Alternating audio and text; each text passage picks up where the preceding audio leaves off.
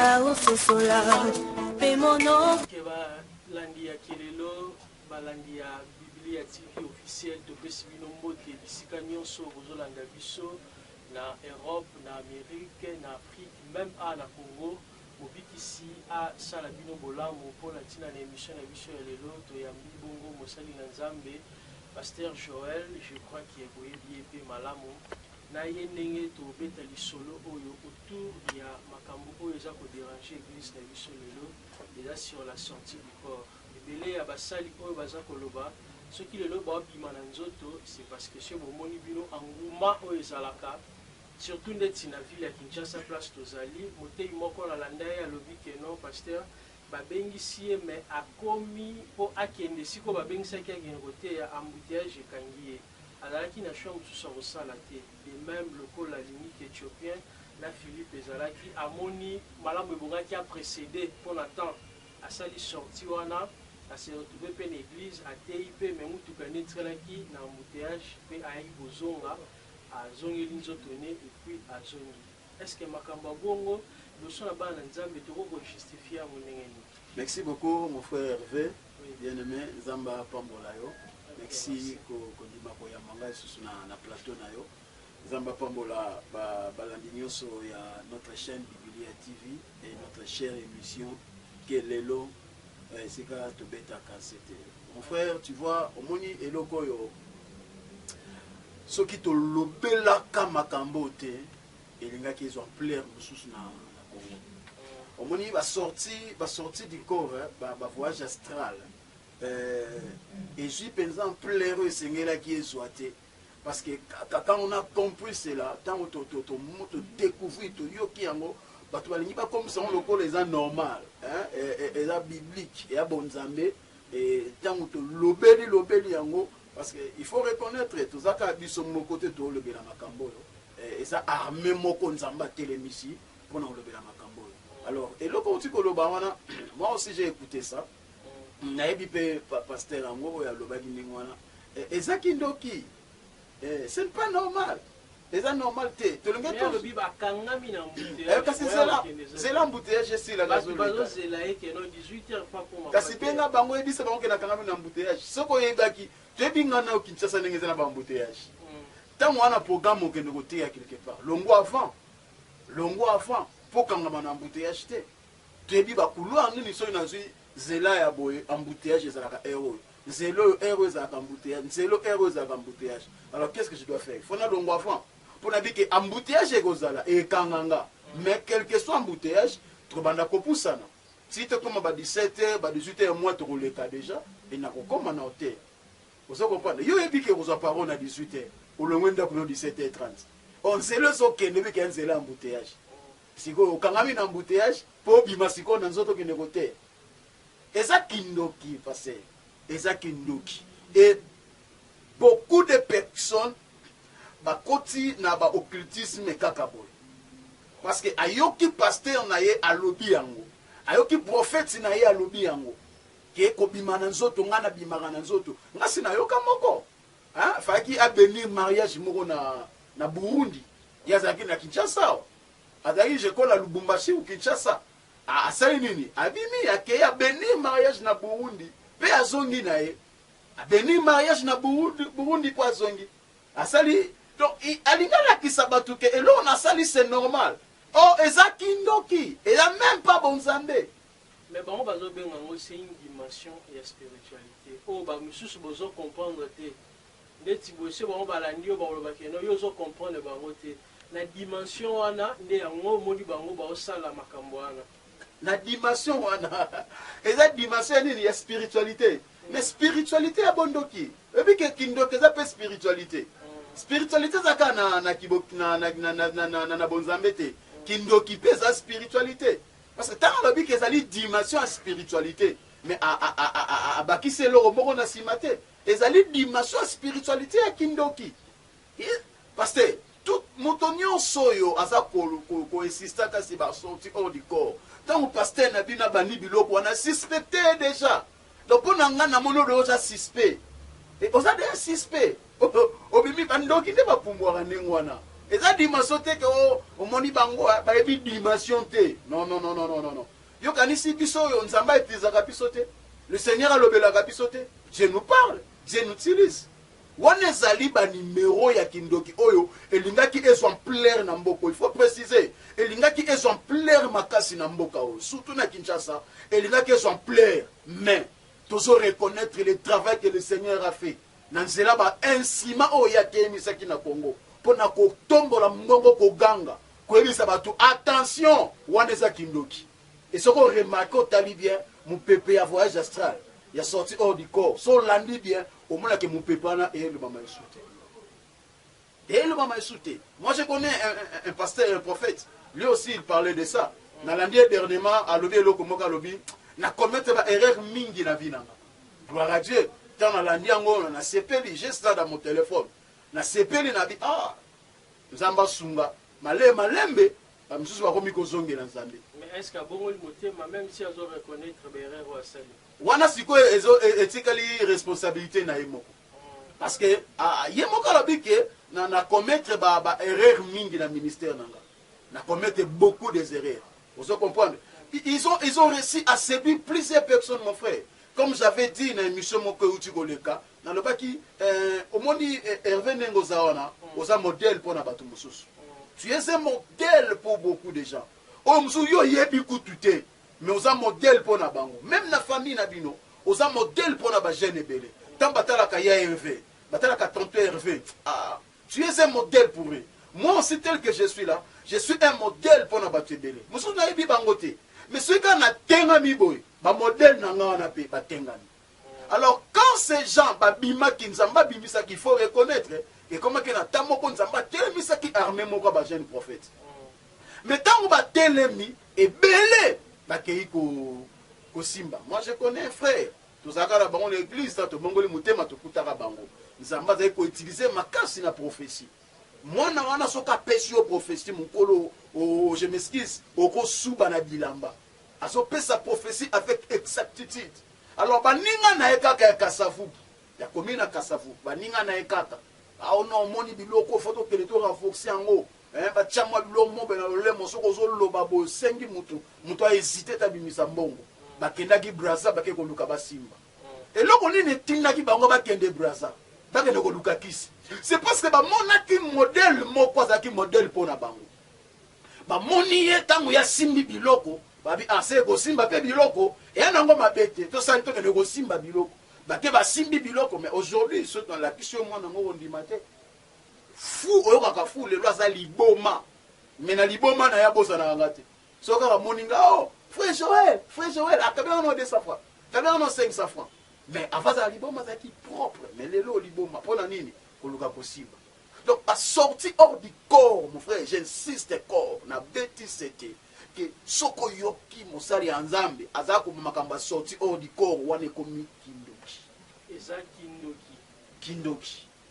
Ok.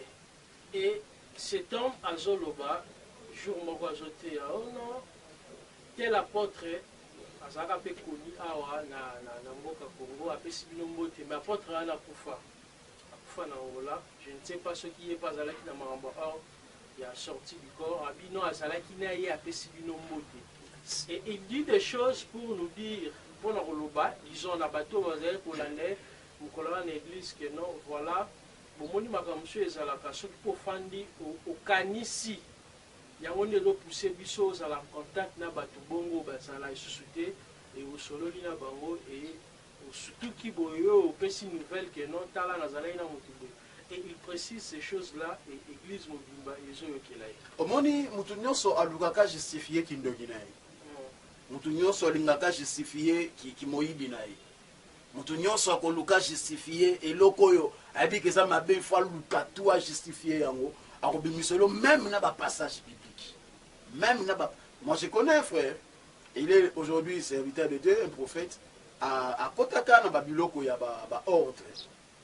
À kotiper à ce enseignement et il te dira que du début jusqu'à la fin enseignement ici ka ba oteo satanisate ba oteo au Bible ne na fende à comprendre que bisika na zesika mabe. Ici, c'est-à-dire quand quelqu'un vous dit j'étais avec un tel apesi bino mbote et un tel wana sakufa. Allez-y comprendre, bien-aimé. Allez-y comprendre. Tu comprends bandeko na ngai. Vous comprenez? Tout ce là et loka koloba nezate parce que na ko citer même na kombo. Ne ba rapona émission a bolinga to tanga ba kombo te. Parce que na yebi makambo olobe na yebi muto olobe na yebi loko olobe. Na yebi sio na yebi bango na ko ba zata 3 ekolo ya batu wana na yebi bango. Baza tala ebele na mboka oyo. Na yebi azolo bango a yebi sa église na ye. J'étais avec telle personne et il vous a salué, l'église de Beti Maboko. L'église de Beti Maboko. Vous comprenez que l'église est déjà aveuglée. Vous comprenez? Vous remarquez le comme mon frère. Bato mingi basa na kata de l'église wana balata bango esprit moko, esprit à fanatisme. Esprit, ils sont fanatiques de leur pasteur au Saranade. Ils sont moko bater ko kangi. Oui, c'est l'envoûtement. Il y a un ange parce que bango ba travailler mingi na ba ange. Il y a un ange qui est chargé dans Moussala wana. Il y a un ange oyo atele marquagiste na liboso ya porte tabatu ba okota. Il y a un ange de ténèbres. Quand je parle de l'ange, je ne parle pas de l'ange de Dieu. Je parle de l'ange de ténèbres. Oh, c'est invisible. Bah, on a été. Atele marquagiste liboso ya porte. Montonio soit à kokota aux enfoutements. Et dans quatre églises, il y a aussi des anges qui travaillent. Vous comprenez? Papa Nabiso a koufa paye à son âme na limaka mingi. C'est l'étranger na limaka na mboka Nabiso Congo yowana. Matika biso. Papa Nabiso ya la borne. Pasteur Verno. Amona eloko moko nzamba la kisa ye. Dans l'église moko tendaka adoration. Amona eloko moko. Atelema bima. Na holobati na kanyango. Atelema bima. Amona eloko. Et un frère, dans l'église moko. Et ça a journée sur l'adoration. Papa. Action. Corona. Ok. Donc, tant on peut pas y avoir corona, il y a des salis qui makambango na ndenge pesi l'autre éviter ce qui va. Mais ya zanika molongi po e balukelaki makambu ya longaka. Nzambe nda yebi. Vous comprenez? Nzambe nda yebi maamni neza kuna. Vous comprenez ce qui ezali nzambe to dans nzambe te. Vous na oyebi pasteur na baloche o batu bakotaka. Bakotinda yo il faut obima na ba jeune fille oyo bazali vierge. Yango mona keba la église mususu za komoni pasteur a telemi azoloba. Dieu m'a recommandé de prier pour toutes les filles vierges de l'église. Toutes les filles qui sont vierges à l'église, boya ko s'enregistrer. Ou soit boté le matobo le kabo trouver maman tel tout secrétaire tel pour que ça va comme on a dit. Mingi basala kabongo ezali recommandation nzambe ezali recommandation à logina. Il doit coucher avec des filles vierges. Et bah on recommande ba ebisio la cinquième personne, il lui faut ba kangayo. Olandanga, il lui faut ba kangayo. Et tant mususu arosala ngona quatre églises ba eba kangiye. Nenge sangwe panzana. Nenge pe succès ya nenge pe fule ya. Yango fulu nyonso eza fulu nzambe te. Fulu nyonso eza nzambe te.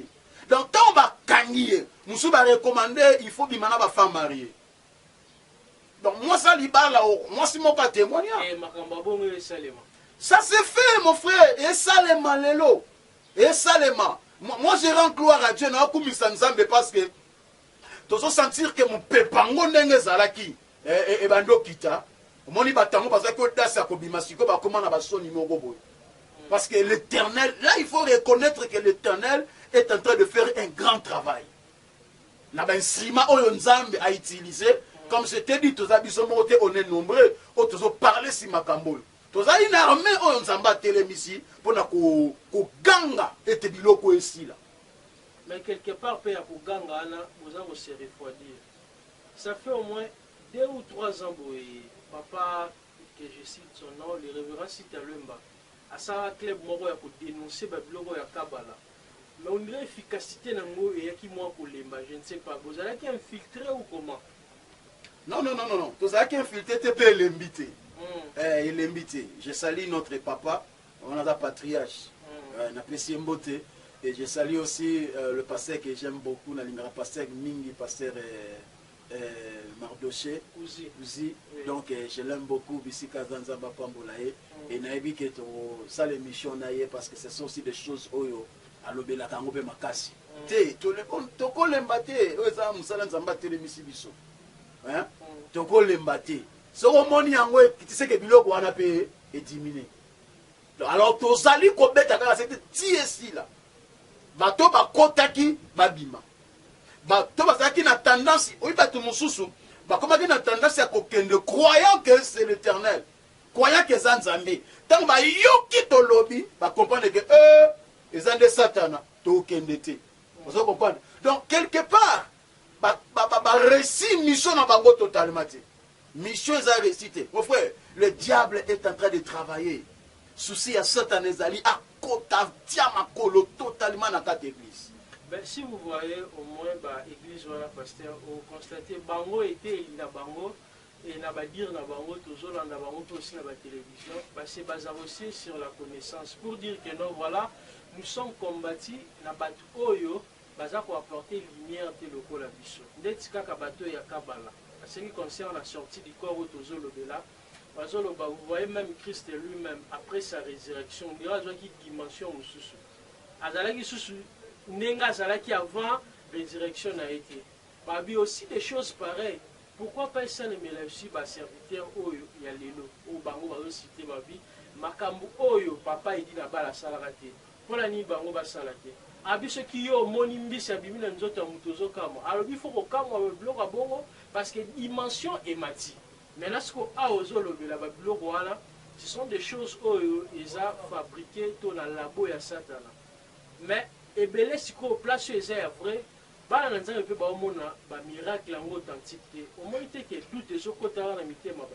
C'est parce que Bananzambe mingi to commis pressé, hein, pressé à miracle. Vous comprenez? Pressé à miracle. C'est là où le diable a réussi. Il y a côté pressé à miracle na kati ya Bananzambe. Parce que tant que mon église wana moto ayaki be pas abiki. Nous avons besoin de ba miracle belé ça, ba miracle mankiona. Ils ba miracle ya miracle moko fabriqué. Ba miracle moko fabriqué. Je connais un pasteur, ba bisinga le loi comment soki liboma boy na lemba. Na lemba bando sans ordinateur. Ah, ba bisinga comment soki liboma. Oui, effectivement comment liboma. Yazaki nzambe amankiona. Je te dis nzambe amankiona. Le miracle fabriqué. Donc ba miracle fabriqué wana tant mutafandi. Atali yango na télé. Mais osana ndaku na yo na roza na ndaku na yo te na bandaku basali na il ane boye amoni aussi spectacle moko loko moko belekeli ete tango amona ngona ngamona kuna amoni ki azala maman yango c'est ce que je te dis. Le diable pour gagner les gens a une stratégie moko ya miracle, a une stratégie moko ya bénédiction, soi-disant bénédiction. Vous comprenez? Mutafandi oki kuna ngolo bimi na nzota mutu moko na mona li bende bimi na bi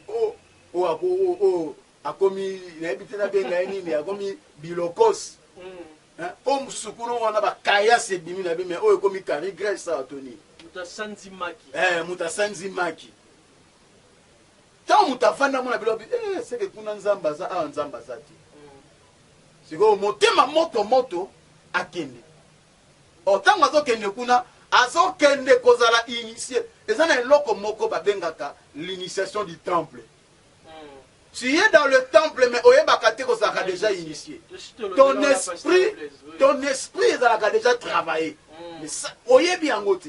Mais yo monika ka ozana kate esprit na yo ezalaka déjà travaillé. Pour comprendre yango bien, faites très attention à bajara bandoto lotaka. Pour batu mususu mais il trouve ça normal. Faites très attention na bajara bandoto zolota parce que nzambe tamso za ko révéler aza ko avertir yo o comprendre te. Vous comprenez ngai? Donc eza ko rumela te papa yo kanisi batu bavandi na makolo na biso na makolo ba passer mosusu ba moni loboko nzambe te ba moni bikamwa te. Et ça dépend aussi na motema na ndengo soya ta façon de chercher Dieu. Tu viens pour le miracle ou tu viens pour le salut? Osoya ponza mapeso libala to osoya ponza la sauver. Bible obi chercher premièrement le royaume de Dieu. Nyo soné roya na ngona sima.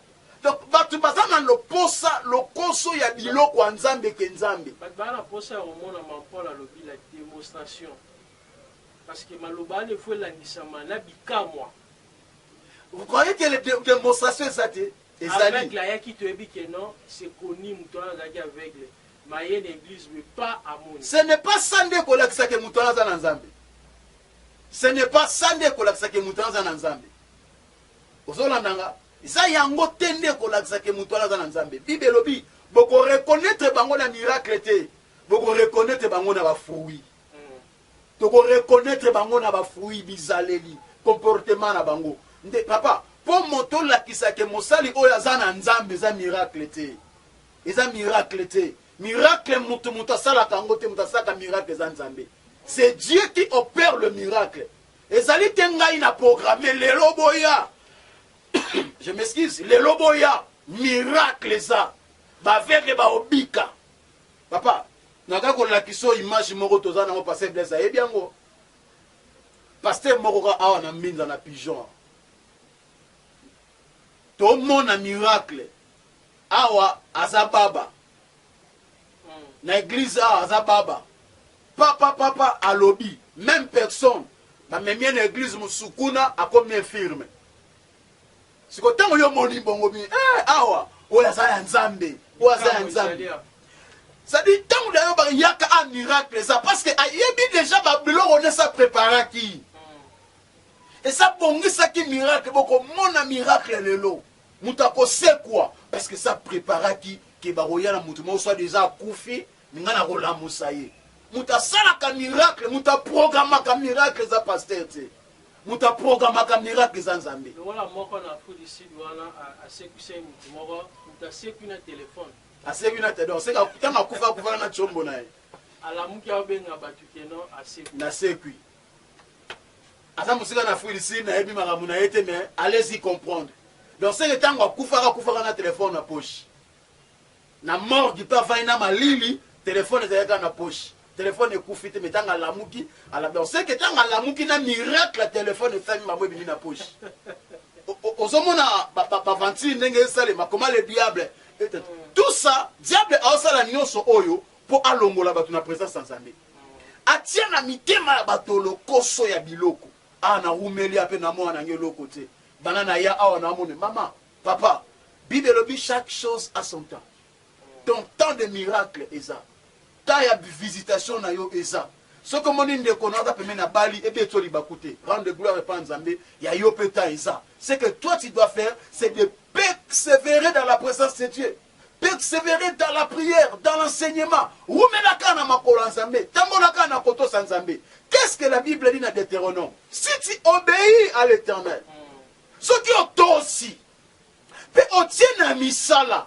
Oyo nazali koloba na yo tanga passage wana na lingara quelque part le baka je te donnerai la supériorité. Donc pour recevoir la supériorité, il faut obéir à Dieu. Si tu n'obéis pas à Dieu, tu n'auras pas aussi la supériorité. Au cause de la supériorité, tu auras la bénédiction si tu obéis à Dieu.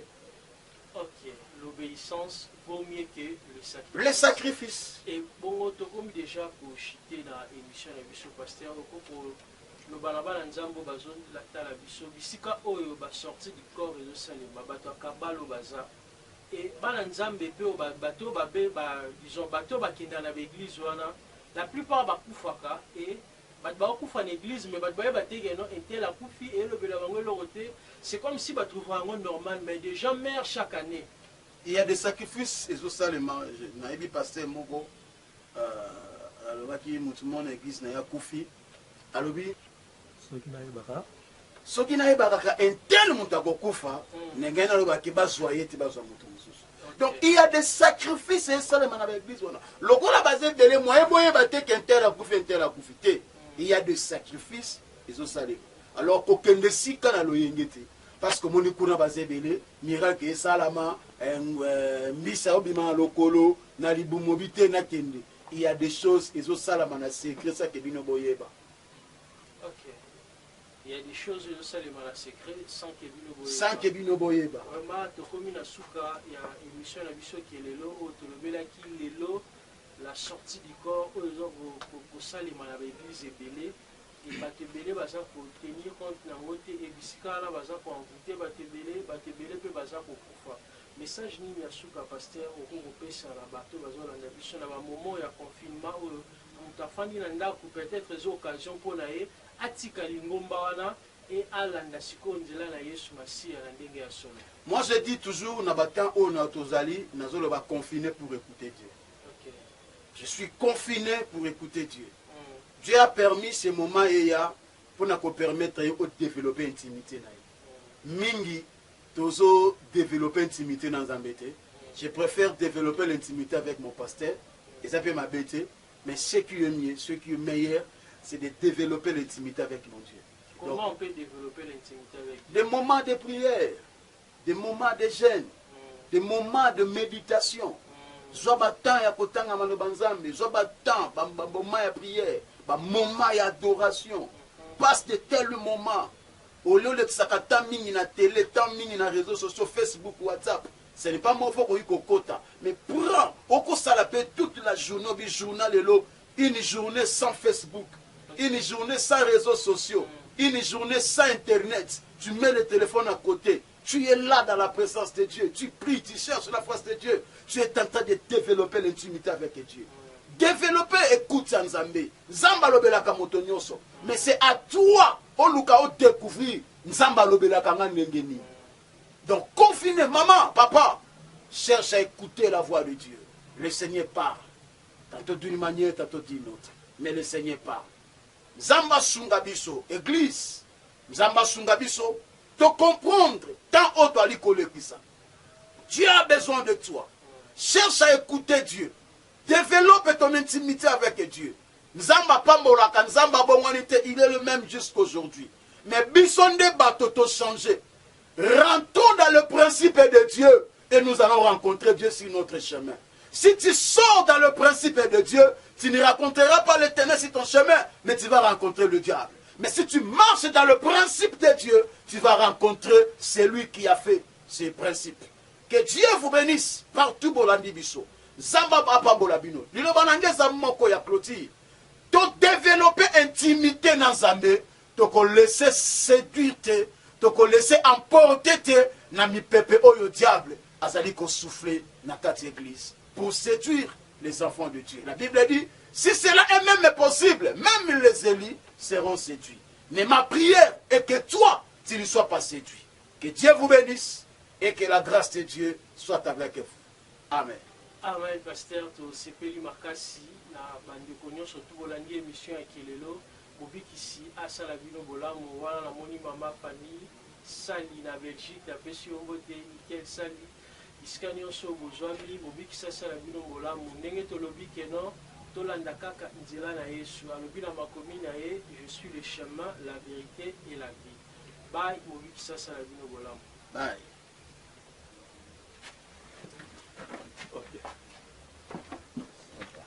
Ngombo pomona oyo ka usosola potiami na ngombo yo pomona oyo ka usosola pe monoko efungwama pe maloba ebima yango nde kelelo yango nde kelelo bateki mai pe bateki mafuta bateki mai pe bateki mafuta la commerçant yeso